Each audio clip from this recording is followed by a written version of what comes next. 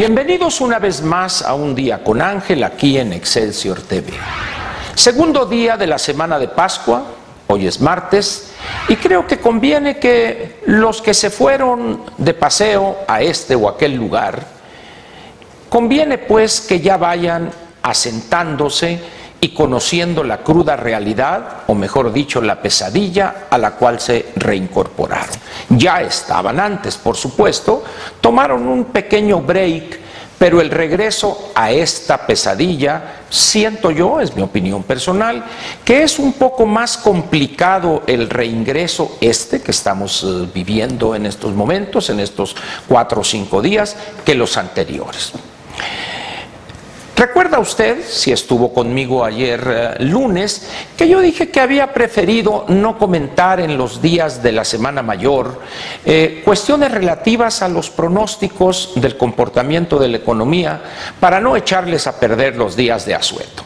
Pero esa tregua, como dirían los que combaten por allá en el Oriente Medio, ya se terminó. Y vamos ahora pues a agarrar el ritmo normal para que de aquí al viernes se reincorporen a plenitud, cabalmente, a esta pesadilla que es el México que hemos construido a ciencia y paciencia, sin necesitar ayuda externa.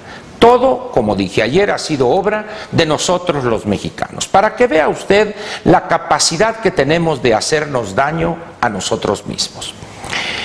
El documento de indicadores de confianza empresarial que dio a conocer ayer por la mañana el INEGI, es bueno combinarlo con el documento que dio a conocer hace una semana, el 1 de abril, el Banco de México, que es la encuesta sobre las expectativas de los especialistas en economía del sector privado.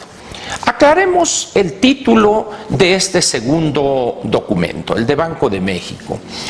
Cuando hablamos de expectativas en economía, estamos queriendo decir, cito a mi estimado y querido paisano Rubén Aguilar, ¿cómo será el futuro en materia económica? ¿Cómo será el comportamiento de algunas variables económicas?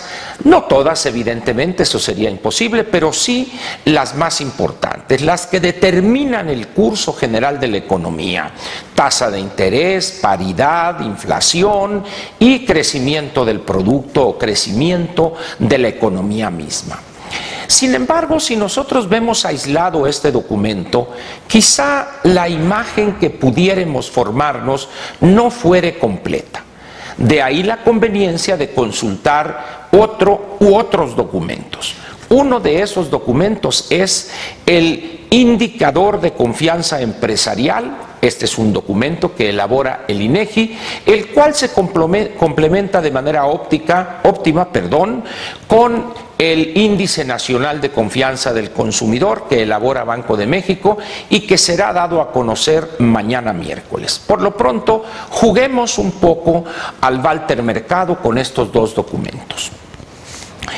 Uno de los grandes errores que cometen no pocos de los integrantes de nuestra clase política, cualquier cosa que este grupo pudiere significar, es no tener claro cuál es la función de un gobierno o del Estado mismo, si usted gusta, en esta acepción mucho más amplia que va más allá del gobierno, en las condiciones de una economía abierta. En una economía cerrada no hay ningún problema. Lo vivimos durante decenios y ya sabemos cómo nos fue. Enfrentamos gravísimos problemas, no una sino varias veces, de manera repetida caíamos en los mismos errores. Cuando debimos abrir la economía en 1987, un proceso completamente nuevo para casi la totalidad de los mexicanos vivos en ese año fue la apertura económica y lo que ella implicó. Hoy, cuando ya tenemos 27 años y pizcachita, en octubre de este año serán 28 años de apertura económica, es decir, poco más de una generación, todavía seguimos sin entender algunos elementos de las economías de mercado, de las economías abiertas. Primero, cómo funcionan los mercados. Segundo, ¿qué es un mercado? La gente piensa que un mercado es un edificio donde van. Mercado es todo ese conjunto de millones y millones de intercambios entre una persona que vende, el que ofrece, el oferente, y una persona que adquiere porque le conviene la calidad, el precio y las condiciones generales de la transacción, que sería el adquiriente. Estaríamos hablando entonces de la oferta y la demanda. Si hablamos de un bien específico o de un servicio específico, todo ese conjunto de transacciones de ese bien y de ese servicio constituiría el mercado, repito, aunque suene cansado, de ese bien. Pensemos, por ejemplo, en el mercado de los autos en este país.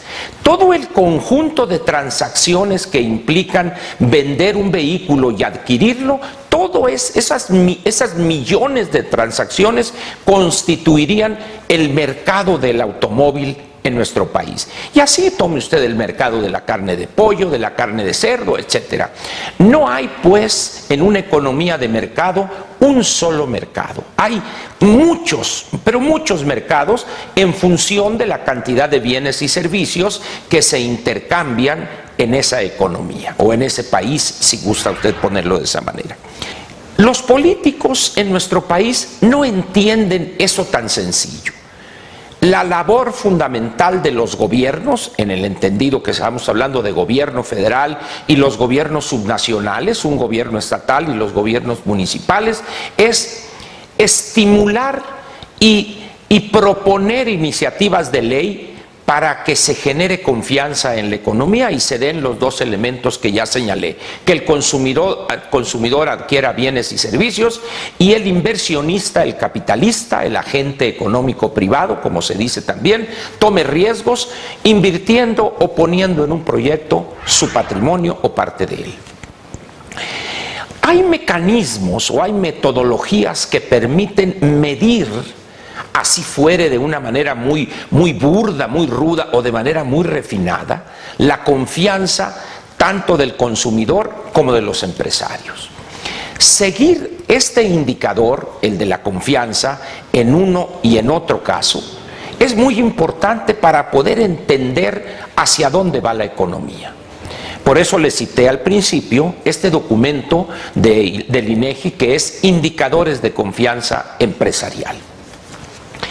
Le diré solamente que el documento correspondiente a este mes, que trae datos hasta marzo, es decir, al mes que acaba de terminar, los indicadores, los 5 o 6 elementos o factores que componen el índice, están para llorar. Dicho de otra manera, los empresarios han ido perdiendo de manera gradual en los últimos 5 o 6 meses la confianza en el comportamiento futuro de la economía. Si esto lo traducimos a la toma de riesgos, eso querría decir que el inversionista está un poco reculando. Dice, a ver, voy a esperar a ver qué cartas trae el gobierno. Esto es muy importante porque tiene que ver con la idea que tiene el que va a tomar riesgos para decidir si incrementa su capacidad de producción, si contrata más personal o despide el que considera que le sobra. Esta vez, pues, los datos son para llorar. Pero ahora le comento a usted lo siguiente para complementar con las expectativas que elaboraron en este documento que dio a conocer el 1 de abril el Banco de México. Estas expectativas tienen que ver, por supuesto, con el comportamiento futuro en los próximos 12 meses de la economía. Y hay un cuadro muy importante que yo le recomiendo que lo vea, es el cuadro 15. Estos dos documentos, nuestros compañeros de producción van a insertarlos ahí para que los vea. Uno de ellos lo puede encontrar, el primero, en la página del INEGI, inegi.org.mx o .gov.mx, y el otro en la página de Banco de México, banjico.org.mx, ahí lo encuentra. Y va a encontrar usted que en el rubro que se llama principales factores que podrían obstaculizar el crecimiento económico de México, hay los 6 primeros, fíjese usted, son problemas de inseguridad pública, el 22% de los encuestados dijeron que es problema. Plataforma de producción petrolera, ya sabe usted que va cayendo el volumen de extracción de petróleo y el precio ya ni se diga. El tercero es la debilidad del mercado interno. Al anunciar recortes, al caer el consumo y la demanda, pues hay una debilidad y eso incide en un riesgo que podría obstaculizar el crecimiento económico.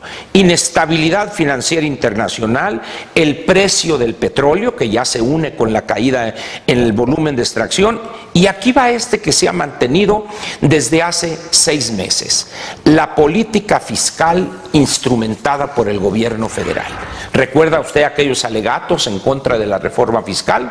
Bueno, pues ya desde hace 5 o 6 meses ya los especialistas en economía del sector privado lo detectan como uno de los factores que podría debilitar el crecimiento de la economía, y se ha probado que estaban en lo correcto. Resumo pues estos dos documentos diciéndole a usted: el papel fundamental de un gobierno en un país de economía abierta integrado a la globalidad es crear las condiciones para que se genere confianza tanto en el consumidor como en el empresario, el que toma riesgos, el productor. Esta confianza es, pudiéramos decir, el estímulo, la fuerza que impulsa y estimula el crecimiento económico. Los elementos y datos que arrojan estos dos documentos, tanto el de Banco de México como el de ayer del INEGI, pintan un panorama no muy halagador para los próximos 12 o 18 meses. Si usted está en desacuerdo con esto que estoy manifestando, yo le suplicaría que acuda a las fuentes a revisar estos documentos y analizarlos para ver cómo se aplica esto a las condiciones específicas de su empresa o de su actividad donde usted está contratado como empleado o como consultor externo. Por lo pronto, pues, después de esta primera dosis fuerte de realidad económica de la pesadilla que es nuestro país hoy, yo le agradezco su presencia conmigo aquí en Un Día con Ángel en Excelsior TV, y lo espero el jueves con otro tema quizá de interés para usted. Muchas gracias y muy buenas noches. Te invitamos a seguir cuestionando la información con los siguientes videos.